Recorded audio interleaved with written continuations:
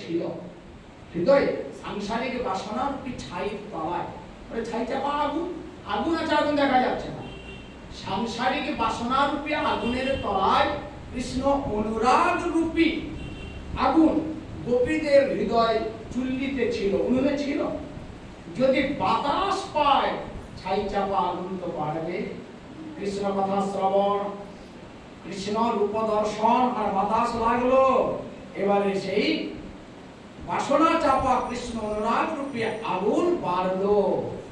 সেই আগুনে গোপী দ্বারা ভেতরে ভেতরে দগ্ধ হচ্ছেন যে কৃষ্ণ নিকটত্ব চায়, কৃষ্ণ সান্নিধ্য চায়। এই রকম যখন অবস্থা, তখন গোপীরা নিজ নিজ সখীদের কাছে গিয়ে কত রকমের কথা বলছেন, এমন ভাবে বলছেন গোপী গোপনশীলা, কৃষ্ণ অনুরাগকে যারা অন্যের কাছে প্রকাশ করেন না। গোপী আমরা উনি বিরাট ভক্ত, বড় ভক্ত, হ্যাঁ, তিনিও এটা শুনে বলেন যাক আমাকে সম্মান দিচ্ছে, 10 জন বসে আছেন, 10 জনের মধ্যে খালি আমার গলাতেই মোটা মালা, বাকি সব আসলে ছোট সরু সরু মালা। সেও ভুলছে, সেও ভুলছে। এ হল কলিযুগের ভক্তের সব বিচিত্র বৈশিষ্ট্য। বৃন্দাবনে হরে লাল কি জয়। তো ভক্ত সেই যে নিজেকে জানান দেবে না, ধরা দেবে না। গোপী ভাব, ব্রজভাব সখারা কখনো বলেননি আমরা ভক্ত, কৃষ্ণ ভক্ত বলেননি, মা যশোদা নন্দলালা বলেননি আমরা ভক্ত, গোপীরা বলেননি। বরং গোপীরা অন্যের সামনে যদি কৃষ্ণ এসে পড়েন, তারা তার দিকে তাকানো না, মানে যাতে অন্যরা বোঝে না আমরা কৃষ্ণের প্রতি এর কোনো, যদি একটু তাকায় একটু সন্দেহ করতে পারে এ এত সময় কৃষ্ণকে এভাবে দেখছে কেন, লুকিয়ে রাখে। ভক্তিকে কৃষ্ণ অনুরাগকে যিনি লুকিয়ে রাখেন তিনি হলেন গোপী। আরো একটা অর্থ, খালি লুকালে হবে না, সেই সম্পদ যেখানে থাকে, আগুন থাকলে তাপ থাকবেই। যতই আমরা আগুনকে লুকাই, চাপা দিই, তার তাপকে কি করে লুকাবো? তাই সে তাপটা কিভাবে প্রকাশ হয় না, গভীর অনুক্ষরম কৃষ্ণ রসম পিবতি কি গোপী। গোপী, গো এসব এক কোষ বলা হয়, এক কোষ, অমর কোষ এসব আছে। গো অর্থে ধর্ম, গো অর্থে পৃথিবী, গো অর্থে গো মাতা, গো একটা শব্দ আছে, গো গৌ গা, সব শব্দ আছে। গো অর্থে আরেকটা অর্থ হয় ইন্দ্রিয়। গভীর ইন্দ্রিয় সমূহই আমাদের 11টা ইন্দ্রিয়, 5টি জ্ঞানেন্দ্রিয়, 5টি কর্মেন্দ্রিয়, অতীন্দ্রিয় মন, এই একাদশাসন মানসৈব ইন্দ্রিয়ই, এই 11 ইন্দ্রিয়ের দ্বারা গভীর মানে ইন্দ্রিয় সমূহই পিবতি, পিবতি কি পান করেন? কৃষ্ণ রসম পিবতি, কৃষ্ণ রস, তিনি আনন্দ রস, সে আনন্দ রসকে পান করেন। মাঝে মাঝে না অনুক্ষণ অহম অনুক্ষণ ইন্দ্রিয় সমূহই কৃষ্ণ রসম পিবতি চ গোপয়তি ইতি গোপী। দুটি রকম থাকবে, তাও থাকতে পারবেন না। এই কৃষ্ণ অনুরাগ যদি থাকে, সে চুপচাপ পারবে না, এইভাবে তাই সে পান করবে, আর একদিকে সে লুকাতে চাইবে। তাই সেই গোপী নিজ অন্তরঙ্গা সখীর কাছে গিয়ে এমন ভাবে কথাটি বলছেন, কৃষ্ণ কথা, যে যাতে সে বুঝতে না পারে আমার কৃষ্ণের প্রতি অনুরাগ এসেছে। যাকে বলছেন, যিনি শুনছেন, তিনিও ভাবছেন আমি এমন ভাবে উত্তর দেব আমারও যে কৃষ্ণের প্রতি অনুরাগ এসেছে, এটাও যেন কেউ জানতে না পারে। কিন্তু কতক্ষণ লুকানো যায়? ছাই চাপা আগুন বেশিক্ষণ লুকানো যায় না। যত যত এই কথারূপী বাতাস চলবে, যত বাতাস বাজবে আগুন ধরবে। কথা বলতে গেলে একজন বলছেন, অন্য কেউ শুনুন না শুনুন, নিজের কান তো শুনছে। এই যে কথা বলছি, আমার কান তো শুনতে পাচ্ছে। তাহলে কীর্তন মানে শ্রবণ আপনা থেকে হয়ে যাচ্ছে। আবার কিছু বলতে গেলে তো ভাবতে হচ্ছে, স্মরণ হয়ে যাচ্ছে। তো যত যত শ্রবণ কীর্তন স্মরণ রূপী বাতাস দেওয়া হবে, তত তত এই কৃষ্ণ অনুরাগ রূপী আগুন দ্রুত গতিতে বাড়বে। আর যখন আগুন বেড়ে গেল, তখন ছাই কি আর লুকাবে, সে নিজেই চলতে লাগবে। ময়লা চাপা ছিল, যখন জ্বলা শুরু হলো, যে চাপ ছিল সে নিজেও জ্বলতে লাগলো। বৃন্দাবন বিহারী লাল কি জয়।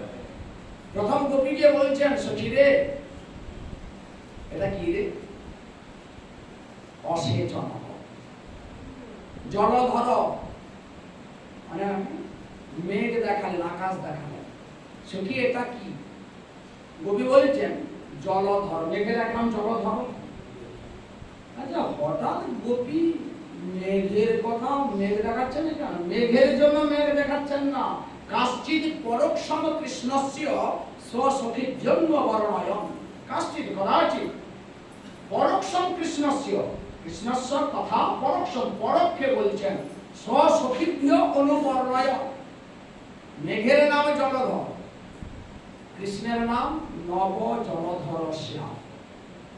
মেঘ জলধর, কৃষ্ণ, কৃষ্ণের নাম জলধর, কৃষ্ণের রঙ সেই রকম। তো গোপী দেখাচ্ছেন মেঘ, কিন্তু তার লক্ষ্য আছে কোথায়? কৃষ্ণেতে। গোপী বললেন মেঘের নাম জলধর, কিন্তু তিনিও মেঘের নাম বলেননি, তিনি সেই প্রচ্ছন্ন রূপে কৃষ্ণের নামই বলেন জলধর।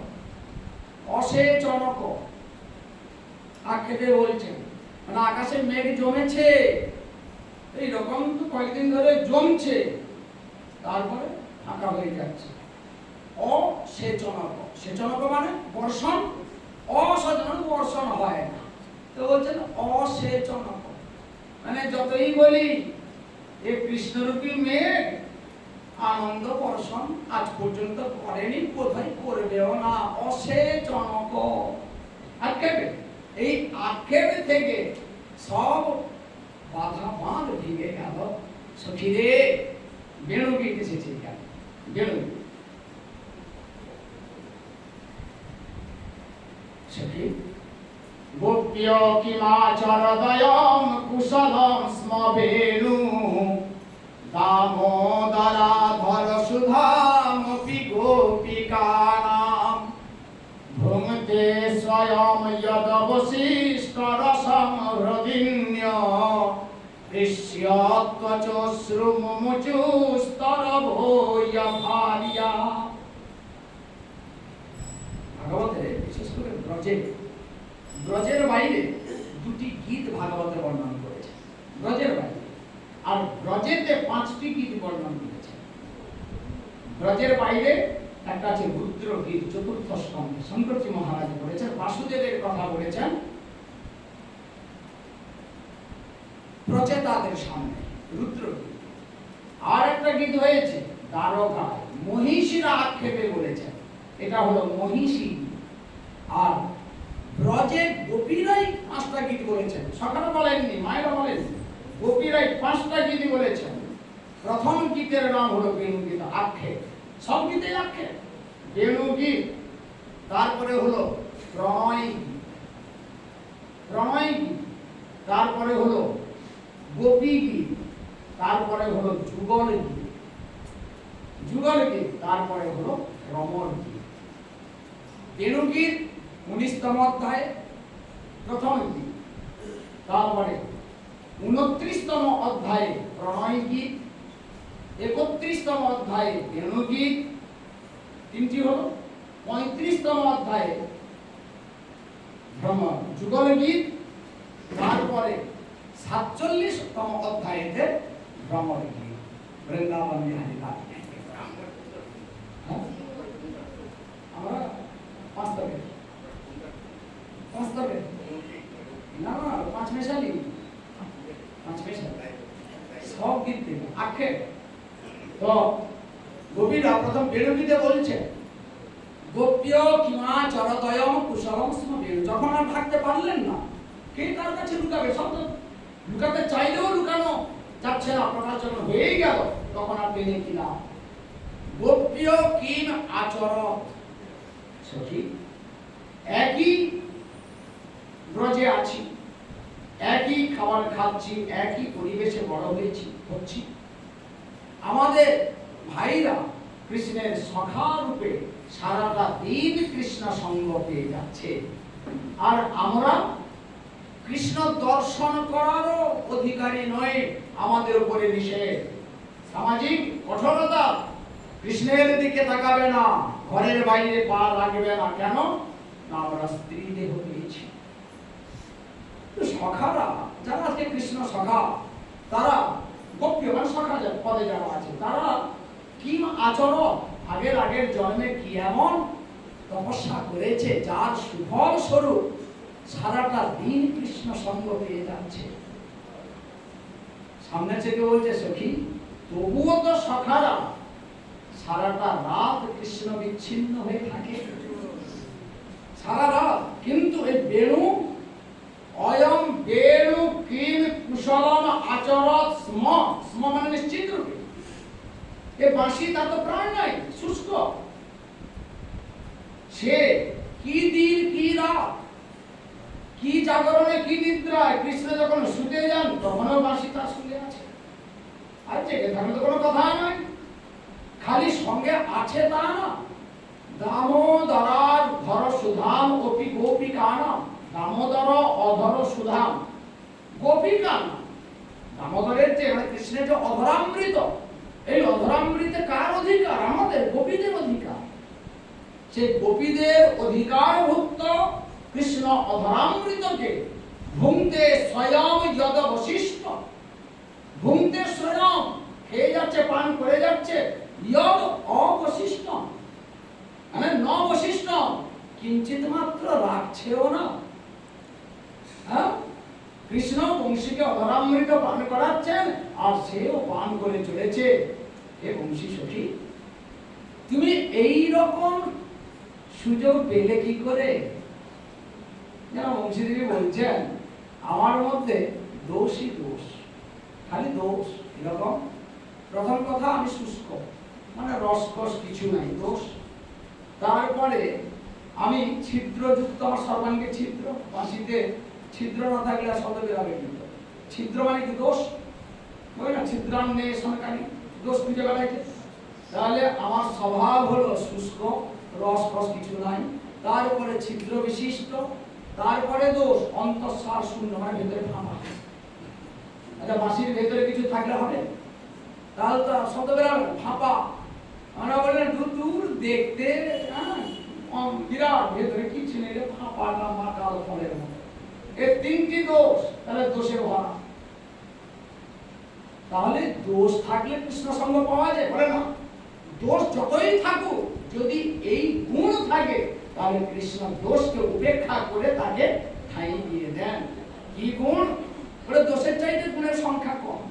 প্রথম গুণ হলো আমি সরল, সরলতা দরকার। আচ্ছা, বাঁশির ভেতরে কোন গিঁট আছে? গিঁট নেই, সরল। বাঁশি যদি বাঁকা হয় হবে না, সোজা। সরলতা যার থাকে প্রভু প্রিয় হয়ে যায় সে। দ্বিতীয় গুণ উদারতা। প্রভু অধরামৃত দিলেন, আমি কিন্তু তাকে চেপে রাখিনি, এবেলা খাবো, রাতে খাবো, ফ্রিজে রেখে দেবো, যদি শেষ না হয় কালকে খাবো, তারপরে যদি পচে যায় নর্দমায় ফেলে দেবো, কিন্তু কাউকে দেবো না। আমাদের বুদ্ধি হলো এই বুদ্ধি। হ্যাঁ, আমি ফ্রিজ কিনেছি কি এমনি নাই, একদিন রান্না করে 7 দিন আর গ্যাস জ্বালাবো। আরে খাওয়ার সময় একটু গরম করবো, তারপরে যদি গ্যাংলা উঠে যায় ফেলে দেবো, ফেলে দেবো। বলে না, আমাকে দেওয়ার সঙ্গে সঙ্গে আমি বিলিয়ে দিই। বাঁশিতে ফু দিলেন, অধরামৃত দিলেন, সঙ্গে সঙ্গে বাঁশি বিতরণ করছেন। এই সরলতা এবং উদারতা যার আছে সে প্রভুর প্রিয় পাত্র হয়ে যায়, প্রভু তাকে গ্রহণ করেন। আর যত গুণ থাকুক, সরলতা নাই, উদারতা নাই, বাকি অনেক গুণ, দেখতে একদম মাকাল ফলের মতো। আচ্ছা, আর সাধন ভজন, এ বাবা একাদশীতে নির্জনা থাকে, সকালে উঠে তিনি জল স্পর্শ করেন না, জল খান না। হ্যাঁ, তার নিয়ম তিনি করেছেন। তিনি করেছেন কি, আমি 1 লক্ষ নাম না করে জল গ্রহণ করি না। এই রকম অনেক কিছু আছে, কিন্তু না সরলতা আছে না উদারতা আছে। প্রভু বলেন, এর জন্য আমার বিধান আছে কি, আর 2-4টা বছর অপেক্ষা কর, তারপরে হাসপাতালে শুয়ে পুপু করবি। আর বেডরুমে থাকবে না, এবার বাথরুমের পাশে বাইরে বার করে দেবে, সেখানে ঘর। কেন ঘন ঘন ছুটবি? আমি নির্জলা করেছি, লোকে বলছে বাবা দেখেছো নির্জলা, হ্যাঁ আর ঈদে একাদশী দিন এটা গান ওটা গান, হ্যাঁ যখন তখন খালি গান কি না সাগার খাচ্ছি, অনুকল্প খাচ্ছি, অনুকল্প গিলছে দেশি গাওয়া ঘিতে, হ্যাঁ ওই সিঙ্গাড়াটা পাওয়া যায় পানি পাও আর আটা একদম বরফির মতো করে ঘি ঝরছে, কটুয়াটা পাওয়া যায়, কটুয়াটা আলু দিয়ে পকোড়া সব দেশি ঘিতে, সেদিন সোচ্চাটা ব্রত করছি না আমি দেশি গাওয়া ঘি খাবো, তারপরে সুগার কোলেস্টেরল এমন হলো, আর সঙ্গে তো প্রেসার গ্যাস এগুলো তো আছে, ব্যাস বলেন কি রে তোর সাধনা ভজনের সিদ্ধি হয়ে গেছে, তো ফল পেয়ে গেছিস, বৃন্দাবনে তাই ওসব নাটক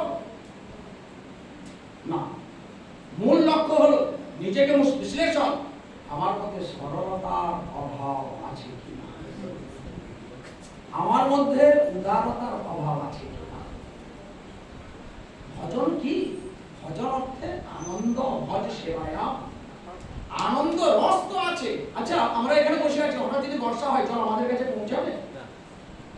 কেননা ছাদ আছে উপরে, আনন্দ রস তো এসেছে, কিন্তু আমাদের কাছে পৌঁছাতে পারছে না। কেন না আমাদের এই যে অহংকার, এটা করি সেটা করি, এই করতে পারি ওই করতে পারি, এই সব আবরণ দিয়ে রেখেছি, তাই রস থাকলেও আমাদের কাছে পৌঁছাবে না। আর যতই দোষ থাকুক, খালি সরলতা আর উদারতা যদি এসে যায়, ব্যাস ধীরে ধীরে বাকি সব দোষ কেটে যাবে এই সরলতা উদারতার প্রভাবে। তো হৃদন্য হৃষ্যতি তচ হৃষ্যত্যচশ্রুমোচুস্তরব যথারিয়া। এই যে সখী দেখো, বাঁশি হওয়ার আগে সে কি ছিল? বাঁশ ছিল। বংশ বংশে জাত বংশ, আজি হইল বংশী। বংশ বংশে জাত বংশ, বাঁশকে সাধু ভাষায় বলে বংশ। বংশ বংশে, বংশ মানে কুল, বংশ বংশ মানে বাঁশ কুলে, তো বাঁশ বংশে কি হবে? বাঁশই হবে। তো বংশ বংশে জাত বংশ, আজি হইল বংশী। আচ্ছা বাঁশ ঝাড়ে যতক্ষণ ছিল ততক্ষণ তো তাকে বাঁশি বলা হয়েছিল, বাঁশি তো বলা হয়নি। বাঁশি কখন হলো না যখন সে বাঁশ ঝাড় থেকে বিচ্ছিন্ন হলো। ঝাড় মানে আত্মীয় স্বজন, আত্মীয় স্বজনের ঝাড়েতে যখন আছি ততক্ষণ সেই আছি, বাঁশ আছে। বাঁশি হতে গেলে আগে ঝাড় থেকে বিযুক্ত হতে হবে। দ্বিতীয় কি? বাঁশে রস থাকে, বাঁশিতে রস থাকে না। যতক্ষণ রস মানে এই যে ভোগানুভূতি, ভোগের অনুভূতি, ভোগের অনুভূতি, রস যতক্ষণ আছে ততক্ষণ হবে না, শুকাতে হবে। এই যে বিভিন্ন রকমের, ততটাই আমাদের সাধন ভজনের নির্দেশ দেওয়া হয়েছে। লক্ষ্যকে স্থির রেখে, লক্ষ্যের জন্য সাধন। সাধন কাকে বলে? সাধ্যকে পাওয়ার চেষ্টার নাম সাধন। সাধ্যের কোনো খবর নাই, খালি সাধন। কেন রাস্তায় চলছি জানি না, রাস্তায় বেরিয়েছি কেন? কিছুটা উদ্দেশ্য নিয়ে। উদ্দেশ্যবিহীন যদি রাস্তা চলা হয় সেটা কি হবে? পাগলামি। পাগল অহরহ হাঁটছে, তার কোনো উদ্দেশ্য নাই, যাচ্ছে আসছে আমাদের কথা, সারাদিন ভ্রমণ করে ছুটছে। উদ্দেশ্যবিহীন পথ চলার নাম পাগলামি। উদ্দেশ্য অর্থাৎ লক্ষ্যতে স্থির থেকে যে পথ চলা, তার নাম হলো সাধন। কার জন্য করছি সে জন্য খবর নাই, খালি কি এটা করতে হয়, এই এটা করতে হয়, এটা করতে হয়। অবশ্যই করো, নিষেধ নাই, কিন্তু কেন কেন করতে হয় সে কেন কোনো খবর নাই। বৃন্দাবন বিহারী নাই। তাই আমাদের চলাটাও হয় কষ্টময়, আমরাও বিব্রত হই, আমাদের পারিপার্শ্বিক জনরাও বিব্রত হয়। না নিজে সুখ পায়, না তার থেকে কেউ সুখ পায়। কেননা লক্ষ্য ভ্রষ্ট। আজ আমাদের উপরে কত রকমের নিষেধাজ্ঞা জারি হয়েছে। বাইরে বেরাবে না, কৃষ্ণকে দেখবে না, কৃষ্ণের সঙ্গে কথাবার্তা বলবে না, ইত্যাদি কথা। অথচ দেখো তো, এই যে বংশে বাঁশ জন্মে আজ বংশ ছাড়া হলো, তারপরে সাধনা ভজন করে শুষ্ক হয়েছে, তার যে বংশ বৈশিষ্ট্য ছিল, মানে বাঁশের বৈশিষ্ট্য, সেগুলো আগে সব চালিয়েছে আর শুষ্ক হয়েছে। এই শুষ্ক কেন না প্রভু সেবায় যাবে বলে, তাই আজ এসেছে। এ না হয় এসেছে, বাকিরা তো আসতে পারেনি। বাঁশ ঝাড় আছে কোথায়? রবিন্য, এই যে হলদা দিতে বাঁশ ঝাড় হয়েছে, বাঁশ গাছ বাতাসে দুলছে। গোপীরা বলছেন, গোপী বলছেন, না রে বাতাসে দুলছে না, আনন্দে দুলছে। হৃষ্যতি, হৃষ্যতি, সে বলছে, সে ভাবছে আমি প্রভুর সেবায় যেতে না পারি, আমার বংশধর তো গেছে। তাই বংশের কেউ প্রভুর সেবা সুযোগ পেয়েছে, এই আনন্দে সে হর্ষিত হয়ে হৃষ্যতি, আনন্দে দুলছে। আর আমাদের বলছে কৃষ্ণের দিকে যেও না। আরে বৃক্ষ বিশেষ সে আনন্দে মাতছে, বলে বাবা ও গেছে, তাহলে নিজে যদি আসতে পারতো, আর কেউ যদি আসতো, কত না আনন্দ পেত।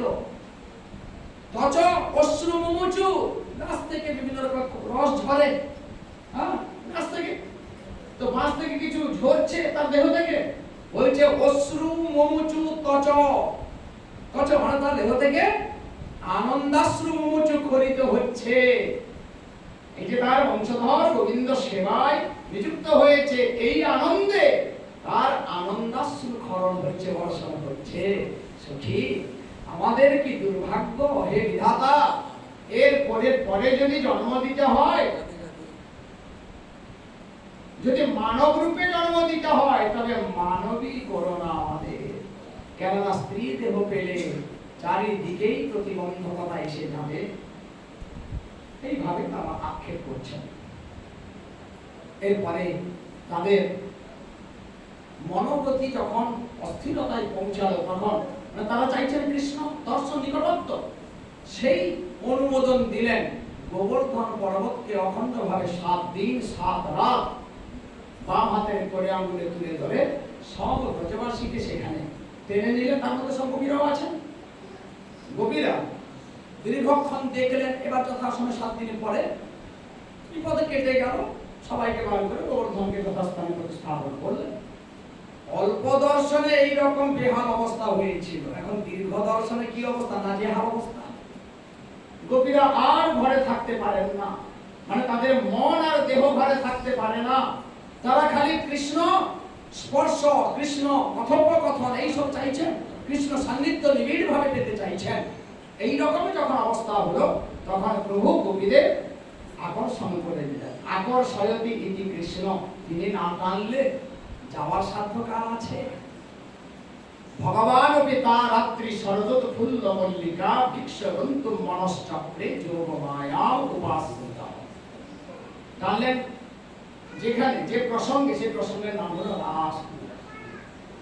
ভগবান অপি, ভগবান হয়েও ভগবানের ভগবত্তার আভাস মাত্র যদি থাকে, রাসলীলা হতে পারবে না। এখানে নির্ভেজাল নরবেশ, নির্ভেজাল নর আবেশ। এছাড়া মথুরা, দ্বারকা বা অন্য কোনো জায়গায় কোন স্বরূপে রাস রচনা হয়। রাস রচনা 2 রূপে হয়েছে, ব্রজেন্দ্র নন্দন রূপে এবং শচী নন্দন রূপে। রাসের পাত্র বদল হয়েছে। কিরকম? ব্রজে ব্রজেন্দ্র নন্দন বংশীধারী, আর সামনে কে গোপীরা, ব্রজগোপী। গোপী আর কৃষ্ণকে নিয়ে রাস হল। চৈতন্য রূপে যখন রাস হচ্ছে, এখানে ব্রজেন্দ্র নন্দন ভেতরে আছে, মানে প্রচ্ছন্ন রূপে চৈতন্য। এখানে কার সঙ্গে রাস করছেন? নামের সঙ্গে, কীর্তনের সঙ্গে। কীর্তনে রাস, কীর্তনেতে রাস করছেন। গোপীকে, গোপী কৃষ্ণ আলাদা নন, শক্তি শক্তিমান অভেদ। এই যে এত গোপী, মানে কি এত কি এপারা ওপারা স্ত্রী ছিল নাকি? সব রূপে তিনি ছিলেন। যেমন চোখ, চোখের শক্তি হলো দৃষ্টি শক্তি। চোখেতে কে আছে? দৃষ্টি শক্তি। শক্তির আধারকে বলে শক্তিমান। শক্তির আশ্রয় কে? তাহলে চোখটা হলো আশ্রয়, শক্তিমান। তাতে শক্তি রূপে কে? দৃষ্টি। কানটা হলো শক্তিমান, শক্তিমান। তাতে শক্তিকে শ্রবণ। নাকটা হলো শক্তিমান, তাতে শক্তি কি? ঘ্রাণ, ঘ্রাণ শক্তি। এইরকম আমরা জীব, আমরা শক্তিমান থেকে শক্তিকে শক্তিকে আলাদা করতে পারি না ইচ্ছায়। যদি কখনো আলাদা হয়ে যায় কোনো কারণে, আর তাকে মেলাতে পারি না, কেন আমরা জীব। আচ্ছা, হঠাৎ যদি দৃষ্টি শক্তি চলে যায়, আমরা কানা হয়ে গেল, পারবো আর ফেরাতে পারবো? আচ্ছা, আমরা জেনে শুনে যদি বলে, এই দৃষ্টি শক্তি তুমি 2 ঘন্টার জন্য আমার চোখ থেকে চলে যাও, যাবে? যাবে না। হ্যাঁ, পরের দিন আমরা চোখ থেকে বন্ধ করে বসবো। চোখ খোলা থাকলে কম দেখি, চোখ বন্ধ করলে আর বেশি দেখি। চোখ খোলা থাকলে এইটুকু দেখছি, আর চোখ বন্ধ করে সারা দুনিয়া দেখি।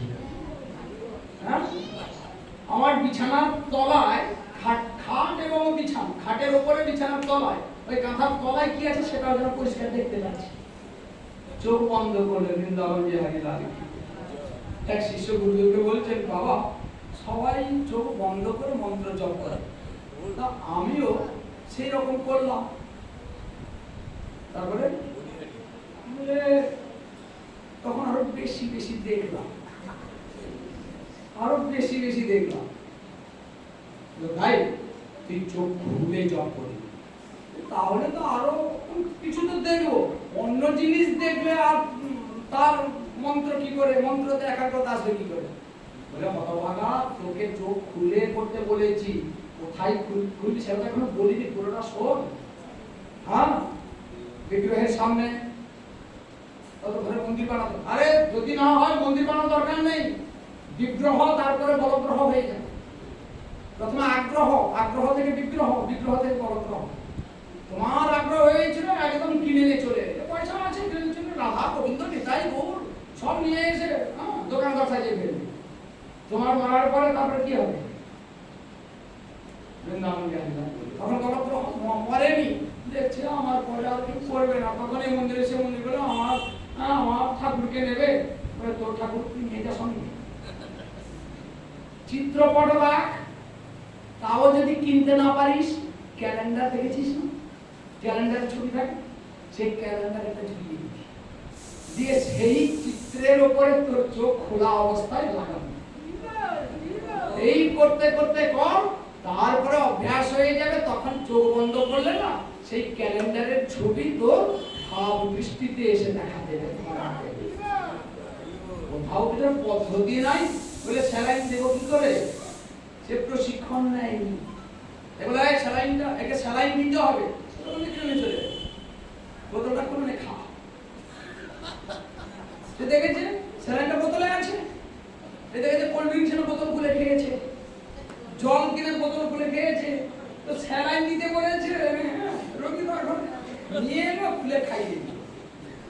আচ্ছা, স্যালাইনের কি হলো? আরে তার পদ্ধতি তুমি জানবে না, নিজের বুদ্ধি থেকে পদ্ধতি আবিষ্কার করবে, তার সুফল পাবে কোত্থেকে? বাপ বৃন্দাবন বিহারী লাল। দেখুন, ব্যবহারিকের সঙ্গে যদি শাস্ত্রটা কাল্পনিক কথা না, পদে পদে আমাদের উপদেশ দিয়েছে। শাস্ত্র কার জন্য? শাস্ত্রের জন্য শাস্ত্র নয়, আমাদের জন্য। আমাদের কিসের জন্য? আমাদের ভুল ভ্রান্তিগুলোকে মিটিয়ে দেওয়ার জন্য। ভুলভ্রান্তি মিটিয়ে দেবেন না, আমাদের সঠিক প্রদর্শন করাবেন, সঠিক পথে চালাবেন। তাই যদি মূল্যায়ন, শাস্ত্র তো নির্বাক বক্তা, শাস্ত্র বলেছেন কিন্তু বাণীতে বলেননি। শাস্ত্রের পাতা খুললাম, সেইটা পড়ে আমার বুদ্ধি অনুসারে তো আমি বিচার করবো, আমার বুদ্ধির বাইরে তো রেখাতে পারবো না। তাই শাস্ত্র নিজে খুলে বসলে কিছু বুঝতে পারবো না। ভাগবত পঢ় গিয়া বৈষ্ণবের স্থানে, যিনি অনুভবী, তার আনুগত্যে গিয়ে তার মুখ থেকে শাস্ত্রের মর্মার্থ ধারণা করো। শাস্ত্র শব্দার্থ বিশেষ নয়, মর্মার্থ, তার মর্ম কি, উদ্দেশ্য কি, লক্ষ্য কি, এই লক্ষ্য পরম্পরা সূত্রে পাওয়া যায়। নিজে কিনে আনলাম গীতা, ভাগবত সব কিনে আনলাম, কথা উল্টাচ্ছি, যেহেতু মুখে মুখ ফুটে বলবেন না, এই তুই এটা ঠিক বুঝিস নি, তিনি বুঝিয়ে দেবেন না। বৃন্দাবন বিহারী লাল। তো ভগবানের ভগবত্তার কিঞ্চিত মাত্র যদি আদেশ থেকে যায়, রাসলীলা হতে পারবে না। তো যাক, ভগবানের দিকে আমরা বিচার করবো না, আমরা গোপীদের যে বিরহ,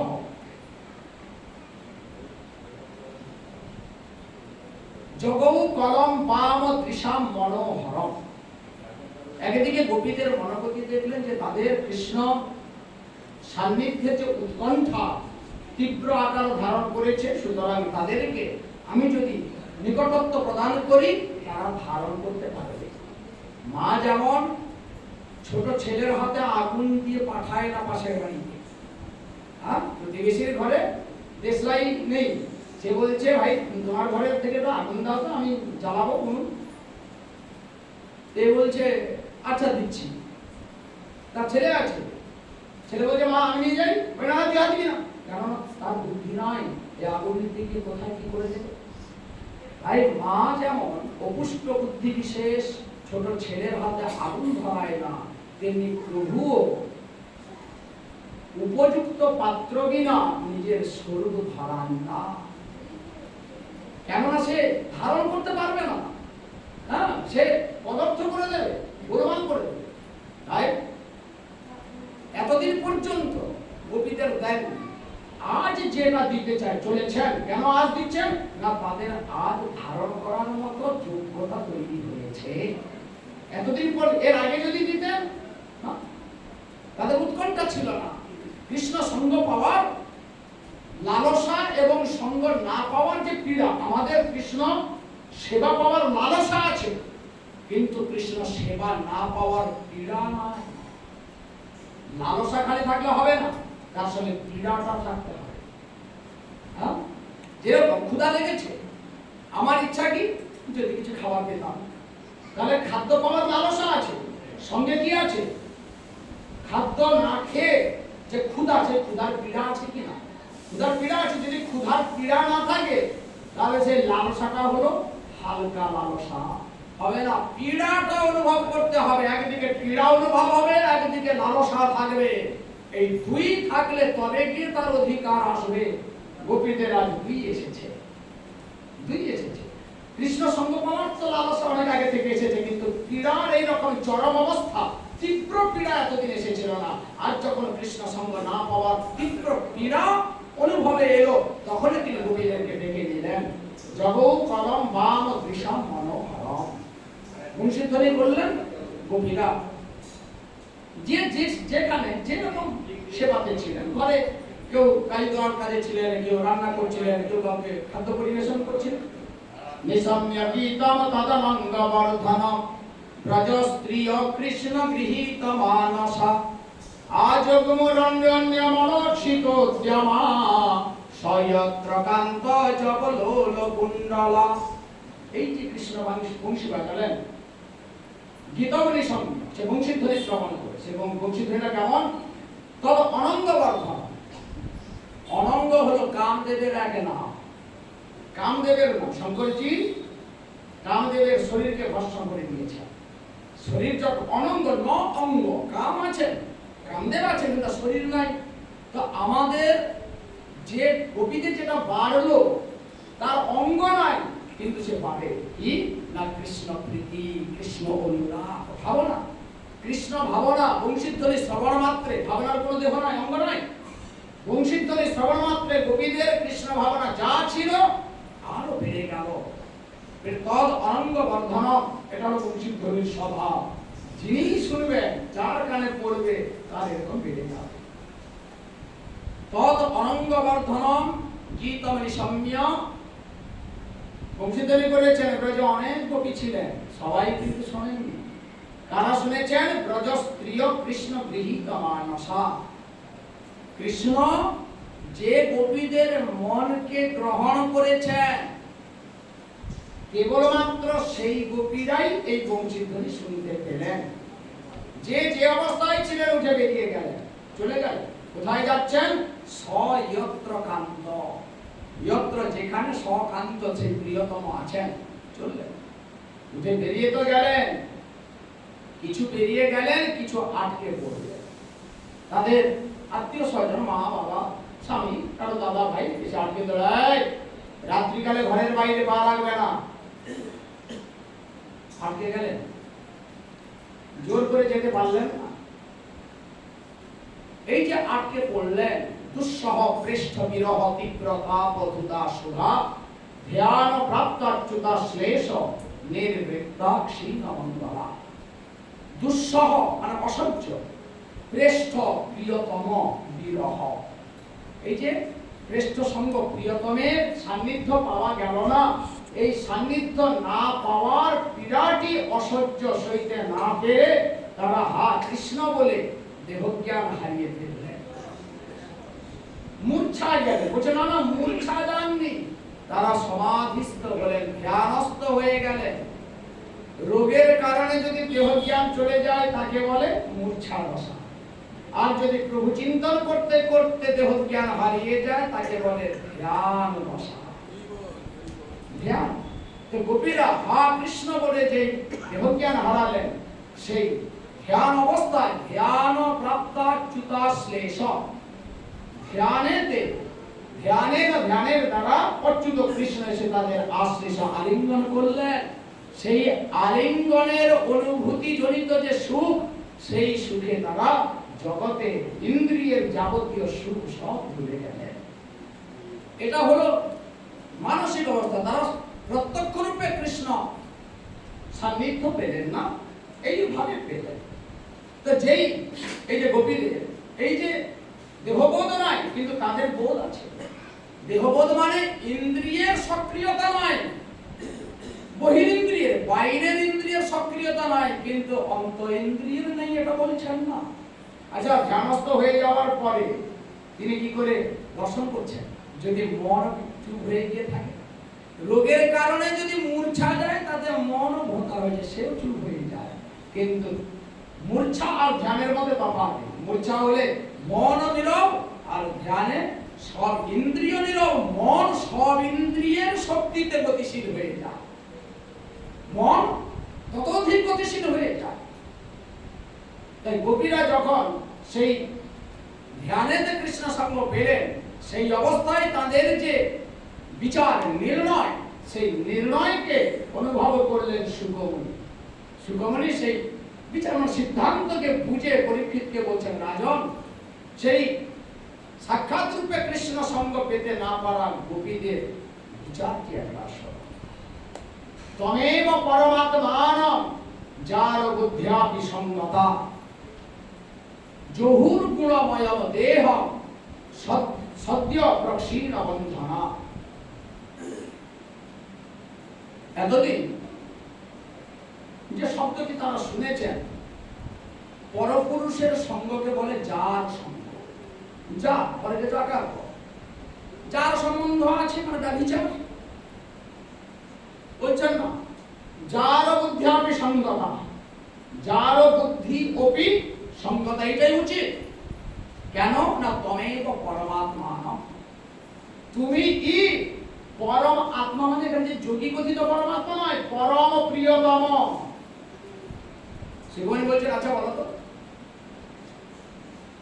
ব্রাহ্মণের পত্নী, ব্রাহ্মণ যজমান বাড়িতে যান যেতে পারে, ব্রাহ্মণী যান না, যেহেতু তার উপর সংস্কার হয়। কিন্তু ব্রাহ্মণী তো নিজের ঘরে পুজো করতে পারে। তো ব্রাহ্মণে চলে গেছেন শ্রাদ্ধ বাড়িতে শ্রাদ্ধ দিতে, বলে নারায়ণকে একটু চাল করিয়ে দিতে। তো ব্রাহ্মণের নারায়ণের পুজো করছেন, পরিচর্যা করছেন। আচ্ছা, নারায়ণ কি পুরুষ? তো তাহলে কি ব্রাহ্মণী যার সঙ্গ করলো নাকি? তার তো একটা জলজান্ত স্বামী আছে, ব্রাহ্মণ। আবার সেই ব্রাহ্মণের পত্নী নারায়ণের সঙ্গ করছে, এটা কি যার বুদ্ধি হবে? হয় না। তো ত্বমেব, তুমি কি পরমাত্মান পরম প্রিয়তম। প্রত্যেকে এই যে জগৎ সৃষ্টি করেছেন প্রভু, কেন না তার সঙ্গে যে আমাদের নিত্য সম্বন্ধ, এইটাকে দৃঢ় করে দেওয়ার জন্য, মনে করিয়ে দেওয়ার জন্য। আমরা মা বাবা স্বামী স্ত্রী ছেলে মেয়ে সবার পরিচর্যা করি, কতক্ষণ করি? যতক্ষণ তার মধ্যে চেতন থাকে, চেতন থাকে। আচ্ছা, ছেলের সেবা করি, পরিচর্যা করি, হঠাৎ ছেলেটা কোনো কারণে প্রাপ্তি হয়ে গেল, মারা গেল, সবাই কাঁদছে, সেই মার ছেলেকে ওষুধ খাওয়াচ্ছে। স্ত্রীটি মারা গেল, স্বামী আর তার পরিচর্যা করছে না, কেন? এখনো তো তার দেহ আছে। সে তো বলছে, আমার স্ত্রী চলে গেল, আমার ছেলে চলে গেল। কারণ না, স্ত্রীকে ওষুধ খাওয়ার সময় হয়ে গেছে, খাওয়া তাহলে দেহ এখনো পড়ানো হয়নি, দেহ আছে কিন্তু কোনো সেবা দেওয়া যাচ্ছে না। তাহলে সে ভালো করে জানে এতক্ষণ দেওয়া হচ্ছিল কেন, সে ছিল বলে, সে ছিল বলেই তো। তাহলে আমরা কার উদ্দেশ্যে দিচ্ছিলাম? করি ঠিক বুঝি ভুল, করি ঠিক তার উদ্দেশ্যে করছি, কিন্তু বুঝেছি কি আমার স্বামী হলো এইটা, আমার স্ত্রী হলো এইটা, বাবা মা এইটা। বুঝলাম কখন? যখন চলে গেল, নাগালের বাইরে চলে গেল, কি আমার স্বামী চলে গেল, বাবা চলে গেল, দেহ পড়ে আছে। তাহলে এটাকে না, এটা তো স্বামীর দেহ, এটা যে স্বামীর দেহ আর স্বামী একজন আলাদা, মানে যিনি চলে গেলেন, স্বামী আলাদা, স্বামীর দেহ আলাদা। এটা কবে বুঝলে? বলে এগুলি বুঝলাম যখন চলে গেল, তখনই আমরা বুঝলাম, তাই না? চলে যাওয়ার পরে বুঝি সে তো এসেছিল স্বামীর, এই যে বুঝলাম, এটাও বোঝা, তিনি বোঝালেন বলে পশু পাখি বুঝতে পারে না। এই যে বুঝলাম, এইখান থেকে যদি আমাদের বোঝাটা পরিপক্ক বোঝা হয়ে যায়, তাহলে প্রত্যেকের মধ্যে চেতনের উদ্দেশ্যেই আমরা পরিচর্যা করি।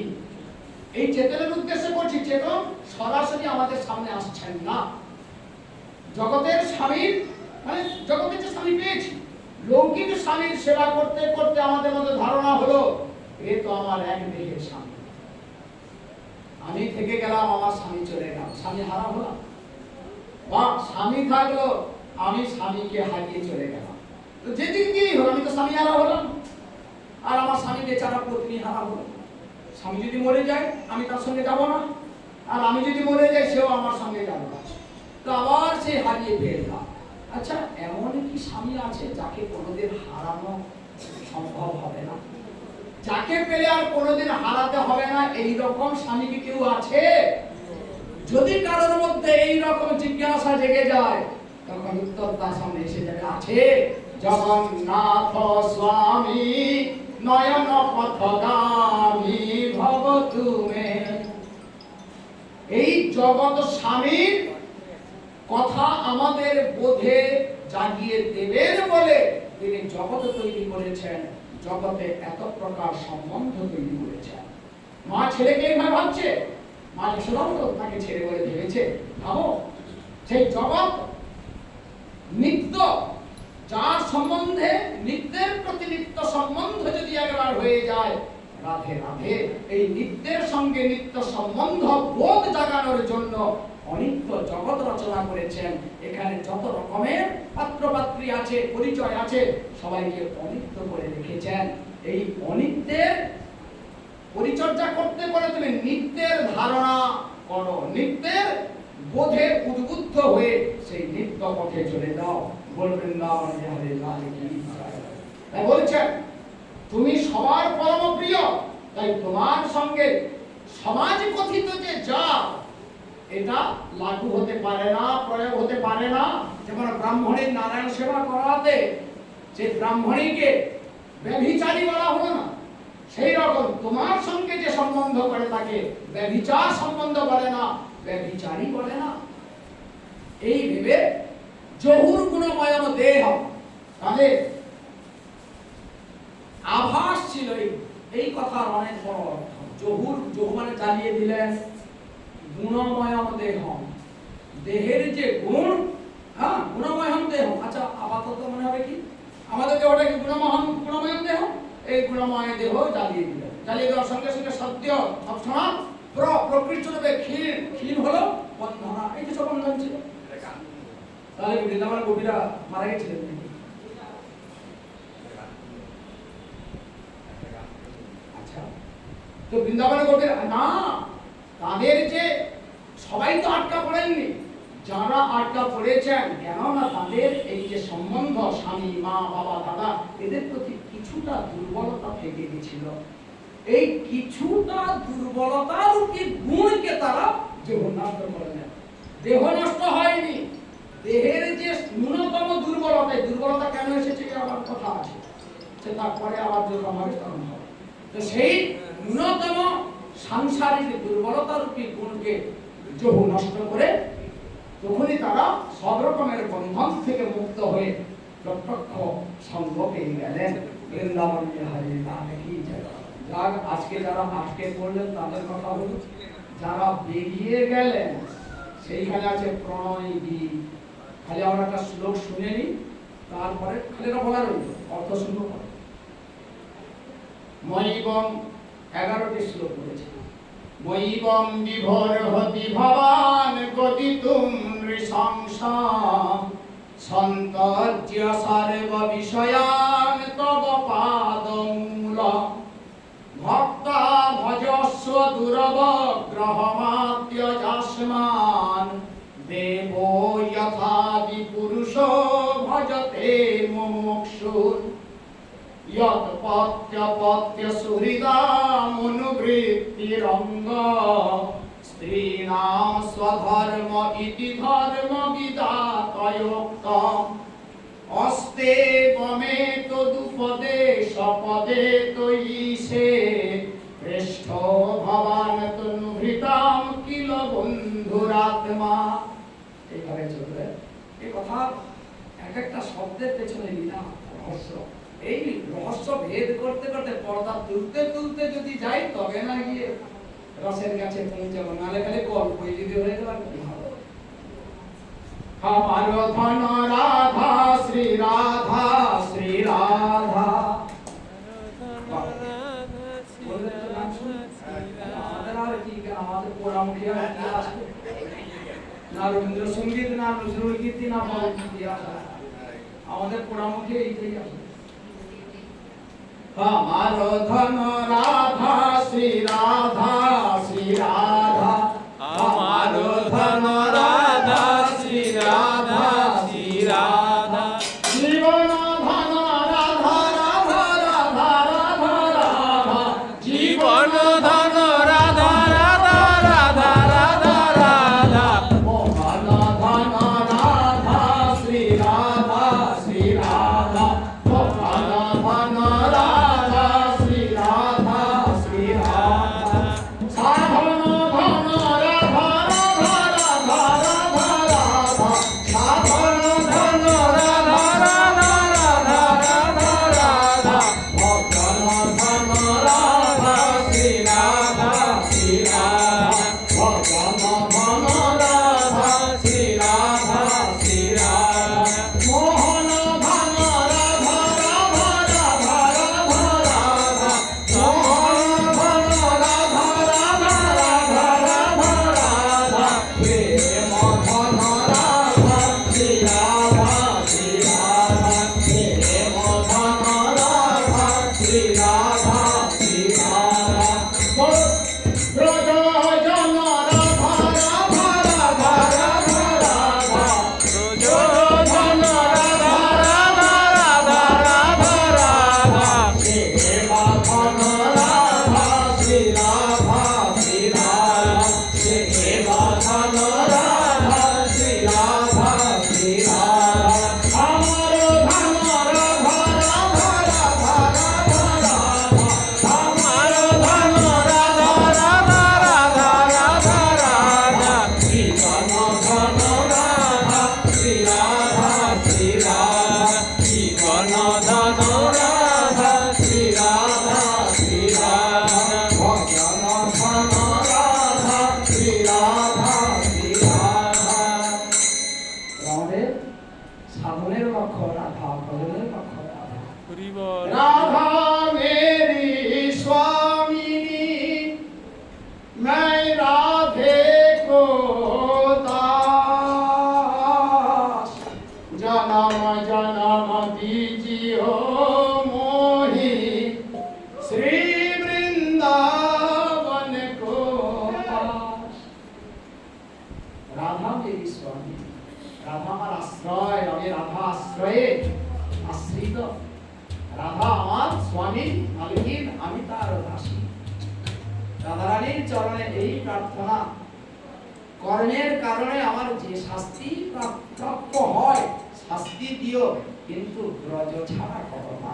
রাধে রাধে। দেহ যদি ব্রজে নাও থাকতে পারে, যদি দেহ ব্রজে থাকে উত্তম, যদি নাও থাকে মন যেন ব্রজের বাইরে না যায়।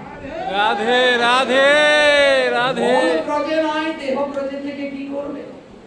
তাই তাই কর্মের কারণে দেহ যে ক্ষেত্রে পৌঁছার, যে দ্বন্দ্বই ভোগ করুক, মন যেন বৃন্দাবনে থাকে, এই কৃপা করুন। রাধে রাধে রাধা রাধে কি জয় वृंदावन बिहारी लाल की जय। युगल सरकार की जय। श्री श्रीमद भागवत जी महाराज की जय। कथा मृत की जय। जय जय श्री राधे